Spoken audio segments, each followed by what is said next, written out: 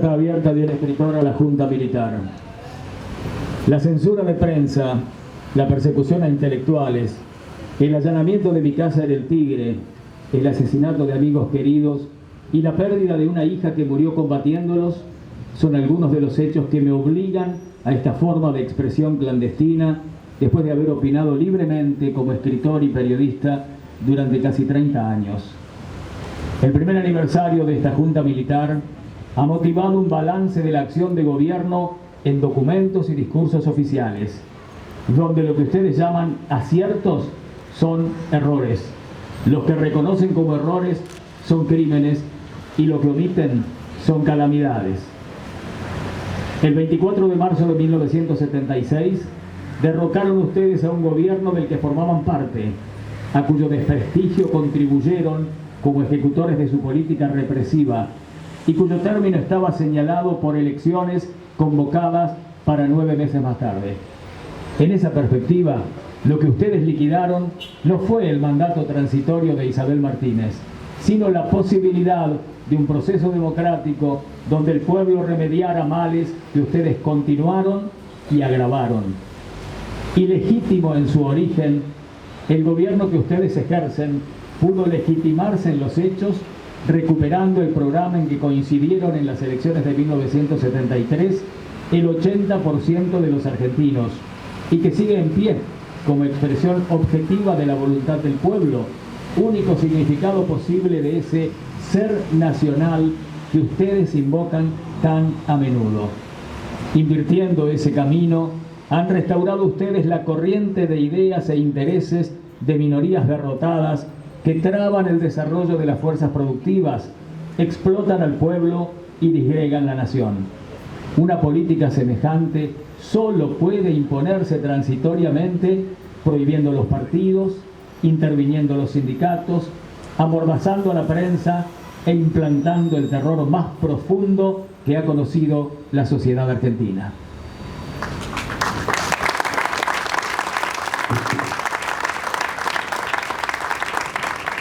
$15.000 desaparecidos, 10.000 presos, 4.000 muertos, decenas de miles de desterrados son la cifra desnuda de ese terror. Colmadas las cárceles ordinarias, crearon ustedes en las principales guarniciones del país virtuales campos de concentración, donde no entra ningún juez, abogado, periodista, observador internacional. El secreto militar de los procedimientos, invocado como necesidad de la investigación, convierte a la mayoría de las detenciones en secuestros que permiten la tortura sin límite y el fusilamiento sin juicio. Más de 7.000 recursos de habeas corpus han sido contestados negativamente este último año. En otros miles de casos de desaparición, el recurso ni siquiera se ha presentado porque se conoce de antemano su inutilidad o porque no se encuentra abogado que ose presentarlo, después que los 50 o 60 que lo hacían fueron a su turno secuestrados. De este modo, han despojado ustedes a la tortura de su límite en el tiempo. Como el detenido no existe, no hay posibilidad de presentarlo al juez en 10 días según manda una ley que fue respetada aún en las cumbres represivas de anteriores dictaduras. La falta de límite en el tiempo ha sido complementada con la falta de límite en los métodos, retrocediendo a épocas en que se operó directamente sobre las articulaciones y las vísceras de las víctimas, ahora con auxiliares quirúrgicos y farmacológicos, de que no dispusieron los antiguos verdugos. El potro, el torno, el despellejamiento en vida, la sierra de los inquisidores medievales reaparecen en los testimonios junto con la picana y el submarino, el soplete de las actualizaciones contemporáneas. Mediante sucesivas concesiones al supuesto de que el fin de exterminar a la guerrilla justifica todos los medios que usan, han llegado ustedes a la tortura absoluta, intemporal, metafísica, en la medida que el fin original de obtener información se extravían las mentes perturbadas que la administran, para ceder al impulso de machacar la sustancia humana hasta quebrarla y hacerle perder la dignidad que perdió el verdugo, que ustedes mismos han perdido.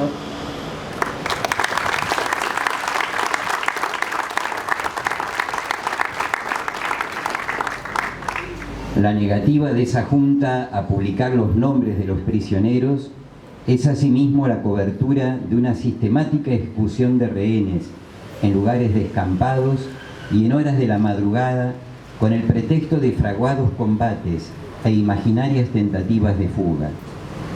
Extremistas que panfletean el campo, pintan acequias o se amontonan de a 10 en vehículos que se incendian, son los estereotipos de un libreto que no está hecho para ser creído, sino para burlar la reacción internacional ante ejecuciones en regla, mientras en lo interno se subraya el carácter de represalias desatadas en los mismos lugares y en fecha inmediata a las acciones guerrilleras. 70 fusilados tras la bomba en Seguridad Federal, 55 en respuesta a la voladura del Departamento de Policía de La Plata, 30 por el atentado en el Ministerio de Defensa, 40 en la masacre del Año Nuevo que siguió la muerte del coronel Castellanos, 19 tras la explosión que destruyó la comisaría de Ciudadela, forman parte de 1.200 ejecuciones en 300 supuestos combates donde el oponente no tuvo heridos y las fuerzas a su mando no tuvieron muertos. Depositarios de una culpa colectiva abolida en las normas civilizadas de justicia, incapaces de influir en la política que dicta los hechos por los cuales son represaliados,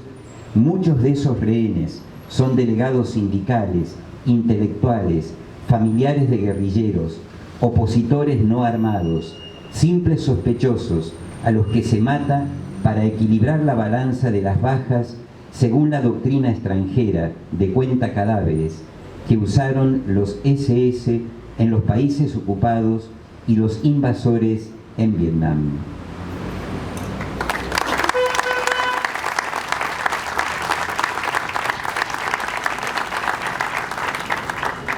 El remate de guerrilleros heridos o capturados en combates reales es asimismo una evidencia que surge de los comunicados militares que en un año atribuyeron a la guerrilla 600 muertos y solo 10 o 15 heridos, proporción desconocida en los más encarnizados conflictos. Esta impresión es confirmada por un muestreo periodístico de circulación clandestina que revela que entre el 18 de diciembre de 1976 y el 3 de febrero de 1977, en 40 acciones reales, las fuerzas legales tuvieron 23 muertos y 40 heridos y la guerrilla 63 muertos. Más de 100 procesados han sido igualmente abatidos en tentativas de fuga, cuyo relato oficial tampoco está destinado a que alguien lo crea, sino a prevenir a la guerrilla y a los partidos de que aún los presos reconocidos son la reserva estratégica de las represalias de que disponen los comandantes de cuerpo según la marcha de los combates, la conveniencia didáctica o el humor del momento. Así ha ganado sus laureles el general Benjamín Menéndez, jefe del tercer cuerpo de ejército, antes del 24 de marzo, con el asesinato de Marcos Osantinsky, detenido en Córdoba, después con la muerte de Hugo Vaca Narvaja y otros 50 prisioneros en variadas aplicaciones de la ley de fuga, ejecutadas sin piedad y narradas sin pudor. El asesinato de Dardo Cabo, detenido en abril de 1975, fusilado el 6 de enero de 1977 con otros 7 prisioneros en jurisdicción del primer cuerpo de ejército que manda el general Suárez Manso, revela que estos episodios no son desbordes de algunos centuriones alucinados, sino la política misma que ustedes planifican en sus estados mayores, discuten en sus reuniones de gabinete, imponen como comandantes en jefe de las tres armas y aprueban como miembros de la Junta de Gobierno.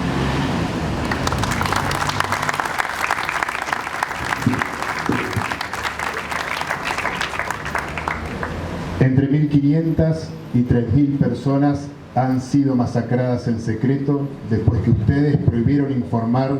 sobre hallazgo de cadáveres que en algunos casos han trascendido. Sin embargo, por afectar a otros países, por su magnitud genocida o por el espanto provocado entre sus propias fuerzas. 25 cuerpos mutilados afloraron entre marzo y octubre de 1976 en las costas uruguayas. Pequeña parte quizás del cargamento de torturados hasta la muerte en la Escuela de Mecánica de la Armada, fondeados en el Río de la Plata por buques de esa fuerza, incluyendo el chico de 15 años, Florial Avellaneda, atado de pies y manos con lastimaduras en la región anal y fracturas visibles, según su autopsia. Un verdadero cementerio lacustre descubrió en agosto de 1976 un vecino que buceaba en el lago San Roque de Córdoba. Acudió a la comisaría, donde no le recibieron la denuncia, y escribió a los diarios que no la publicaron. 34 cadáveres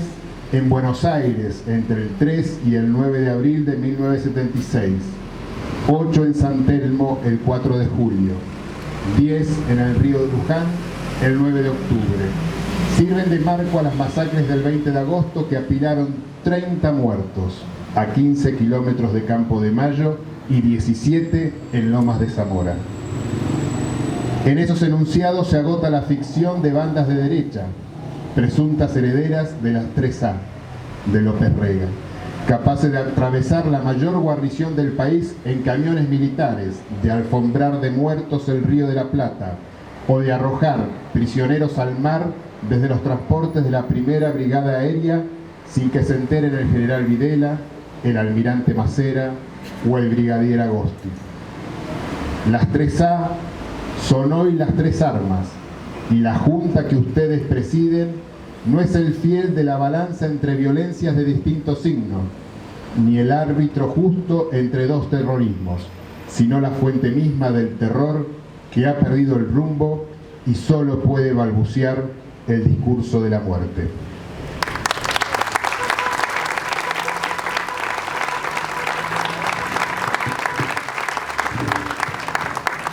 La misma continuidad histórica liga el asesinato del general Carlos Prats durante el anterior gobierno con el secuestro y muerte del general Juan José Torres, Selmar Michelini, Héctor Gutiérrez Ruiz y decenas de asilados en quienes se ha querido asesinar la posibilidad de procesos democráticos en Chile, Bolivia y Uruguay. La segura participación en esos crímenes del Departamento de Asuntos Extranjeros de la Policía Federal, conducido por oficiales becados de la CIA a través de la AID, como los comisarios Juan Gatey y Antonio Quetor, sometidos ellos mismos a la autoridad de Mr. Gatherer Hawaii, Statue Chief de la CIA en Argentina. Es semillero de futuras revelaciones como las que hoy sacuden a la comunidad internacional, que no han de agotarse siquiera cuando se esclarezcan el papel de esa agencia y de altos jefes del ejército, encabezados por el general Menéndez, en la creación de la Logia Libertadores de América, que reemplazó a las 3A. Hasta su papel global fue asumido esa junta en nombre de las tres armas. Este cuadro de exterminio no excluye siquiera el arreglo personal de cuentas como el asesinato del capitán Horacio Gándara, quien desde hace una década investigaba los negociados de altos jefes de la Marina, o del periodista de Prensa Libre Horacio Novillo, apuñalado y calcinado después que ese diario denunció las conexiones del ministro Martínez Dios con monopolios internacionales. A la luz de estos episodios cobra su significado al final la definición de la guerra pronunciada por uno de sus jefes. La lucha que libramos no reconoce límites morales ni naturales, se realiza más allá del bien y del mal.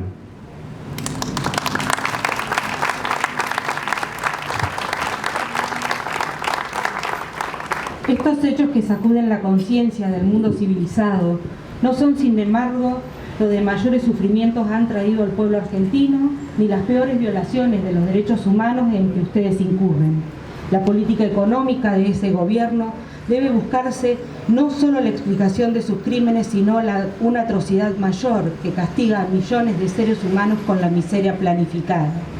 En un año han reducido ustedes el salario real de los trabajadores al 40%, disminuido su participación en el ingreso nacional al 30%, elevado de 6 a 18 las horas de labor que necesita un obrero para pagar la canasta familiar, resucitando así formas de trabajo forzado que no persisten ni en los últimos reductos coloniales,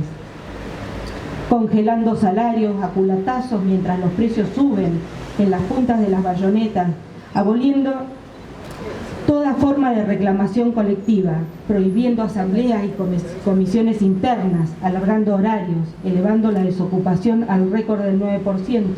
prometiendo aumentarla con 300.000 nuevos despidos. Han retrotraído las relaciones de producción a los comienzos de la era industrial. Y cuando los trabajadores han querido protestar, los han calificado de subversivos, secuestrando cuerpos enteros de delegados que en algunos casos aparecieron muertos y en otros no aparecieron. Los resultados de esa política han sido fulminantes. En este primer año de gobierno, el consumo de alimentos ha disminuido el 40%, el de la ropa más del 50%, el de las medicinas ha desaparecido prácticamente de las capas populares. Ya hay zonas del Gran Buenos Aires donde la mortalidad infantil supera el 30%, cifra que nos iguala con Rhodesia o Guayanas. Enfermedades como la diarrea estival, la parasitosis y hasta la rabia, que en las cifras trepan hacia marcas mundiales o las superan. Como si estas fueran metas deseadas o buscadas, han reducido ustedes el presupuesto de la salud pública a menos de 1/3 de los gastos militares, suprimiendo hasta los hospitales gratuitos, mientras centenares de médicos, profesionales y técnicos se suman al éxodo provocado por el terror, los bajos sueldos o la racionalización.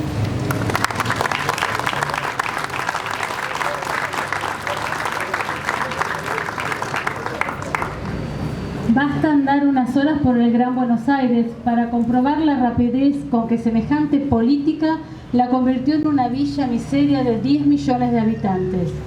Ciudades a media luz, barrios enteros sin agua porque las industrias monopólicas saquean las napas subterráneas, billares de cuadras convertidas en un solo bache porque ustedes solo pavimentan los barrios militares y adornan la Plaza de Mayo. El río más grande del mundo contaminado en todas sus playas porque los socios del ministro Martínez de Hoz arrojan en él sus residuos industriales. Y la única medida de gobierno que ustedes han tomado es prohibir a la gente que se bañe. Tampoco las metas abstractas de la economía, a las que suelen llamar el país, han sido ustedes más afortunados. Un descenso del Producto Bruto que orilla al 3%, una deuda exterior que alcanza a $600 por habitante, una inflación anual del 400%, un aumento del circulante que en solo una semana de diciembre llegó al 9%, una baja del 13% en la inversión externa constituyen también marcas mundiales, raro fruto de la fría deliberación y la cruda inepcia. Mientras todas las funciones creadoras y protectoras del Estado se atrofian hasta disolverse en la pura anemia, una sola crece y se vuelve autónoma. 1.800 millones de dólares que equivalen a la mitad de las exportaciones argentinas presupuestados para seguridad y defensa en 1977, 4.000 nuevas plazas de agentes en la Policía Federal, 12.000 en la provincia de Buenos Aires con sueldos que duplican el de un obrero industrial y triplican el de un director de escuela. mientras en secreto se elevan los propios sueldos militares a partir de febrero en un 120%, prueban que no hay congelación ni desocupación en el reino de la tortura y de la muerte, único campo de la actividad argentina donde el producto crece y donde la cotización por guerrillero abatido sube más rápido que el dólar.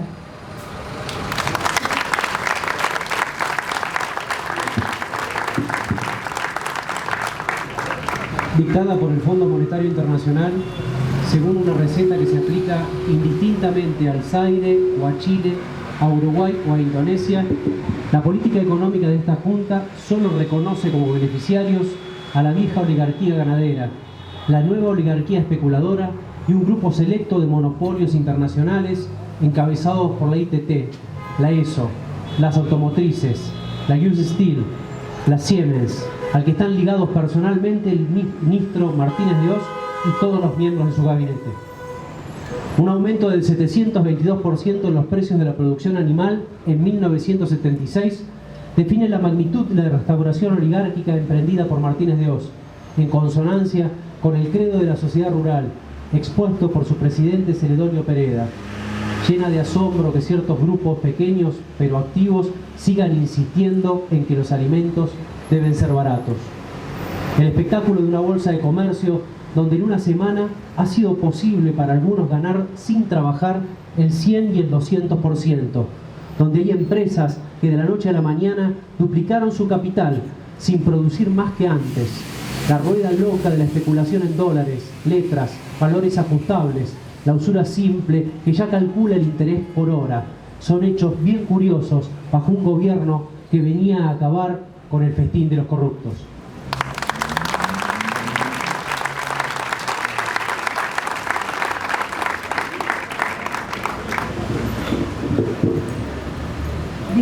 Desnacionalizados bancos se ponen el ahorro y el crédito nacional en manos de la banca extranjera, indemnizando a la ITT y a la Siemens. Se premian a empresas que estafaron al Estado, devolviendo las bocas de expendio. Se aumentan las ganancias de la Shell y la ESO, rebajando los aranceles aduaneros. Se crean empleos en Hong Kong o en Singapur y desocupación en Argentina. Frente al conjunto de esos hechos, cabe preguntarse quiénes son los apátridas de los comunicados oficiales, dónde están los mercenarios al servicio de los intereses foráneos, cuál es la ideología que amenaza al ser nacional. Si una propaganda abrumadora, reflejo deforme de hechos malvados, no pretendiera que esa Junta procurara la paz, que el general Videla defiende los derechos humanos o que el almirante Macero ama la vida, aún cabría pedir